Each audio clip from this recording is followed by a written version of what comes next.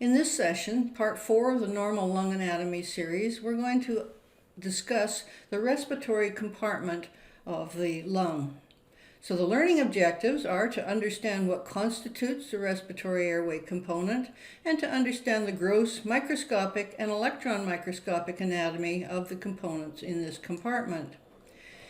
Once again, one has to address the normal bifurcation pattern of the airways. The conducting airway system ends at approximately generation 19.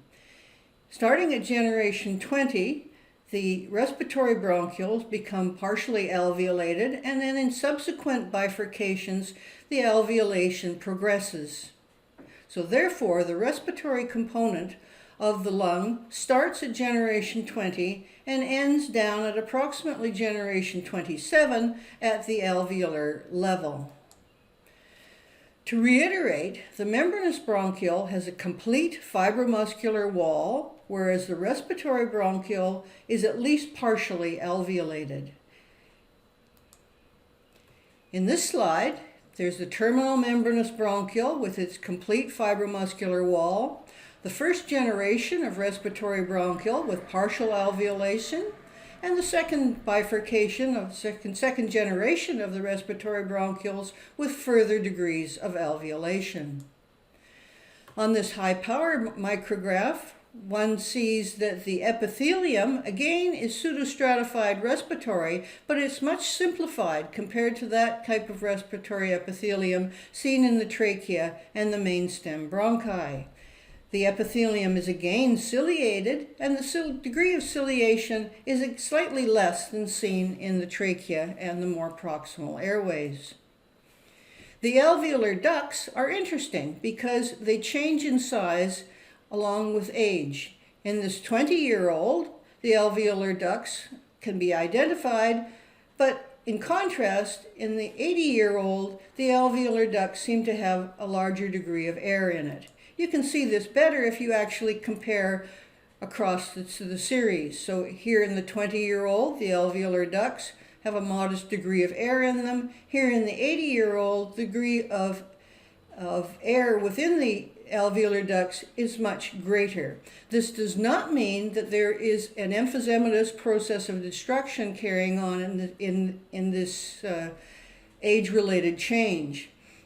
What it is a loss of elastic recoil, allowing the alveolar ducts to stretch. On the micrograph, this is once again seen with the 20-year-old alveolar ducts having a fine pattern, whereas in the 80-year-old, the ducts are obviously dilated, and this is also true of the alveolar saccules and to a lesser extent of the alveoli. Here's a normal alveolus showing a normal corner vessel and the thin wall of the alveolus with the respiratory epithelium of the alveolus identified as these small cells. Generally, all you see are the nuclei. On this scanning electron micrograph, this is an alveolus and it's characterized by the pores of Kohn, which allow for collateral ventilation. This electron micrograph shows the epithelial cells which line the alveolus. This is a type 2 epithelial cell which is characterized by the presence of surfactant granules within the cytoplasm. The type 1 cells are quite simplified. They extend over the alveolar surface in small tendrils.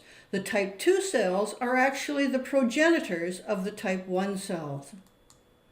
So the learning points of this session are: the respiratory component is constituted by all airways and subtending tissues having an alveolar component, so from the respiratory bronchiole all the way down to the alveolus, that there are normal age-related variations in this compartment.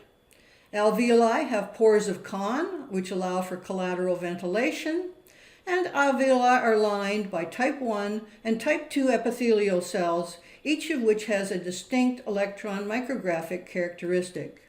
Here are your questions. Question number 1. The answer to question number 1. Question number 2. The answer to question number 2. Question number 3. The answer to question number 3. Thank you. I hope you've enjoyed this talk on the normal lung anatomy series.